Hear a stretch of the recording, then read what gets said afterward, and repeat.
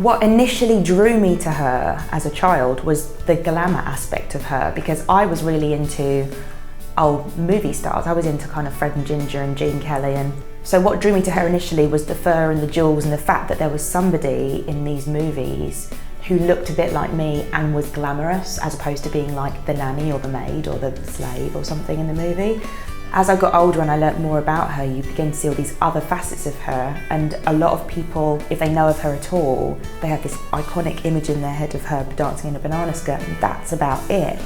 Whereas I kind of think she's a mixture of Angelina Jolie and Michael Jackson, you know, before they did any of the things they did. It's like you said, you read that Wikipedia article and you think, you couldn't make this stuff up, you know.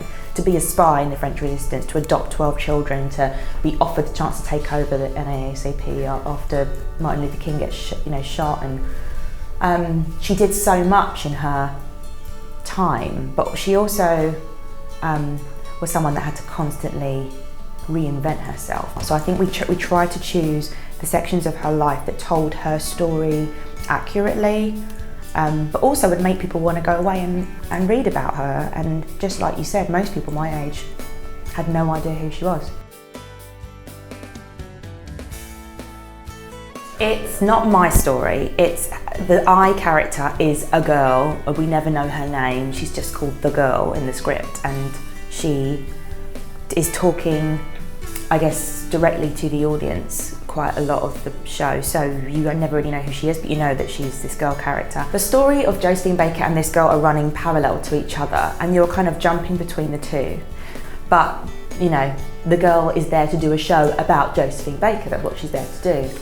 This is about the girl's interpretation of who Josephine is. It's to do with the fact that when you're a child and you pretend to be other people, you give your version of the person. And it's the girl's version of Josephine. It's, imagine if I was in St. Louis, imagine if I was 17, I was in New York, or imagine if.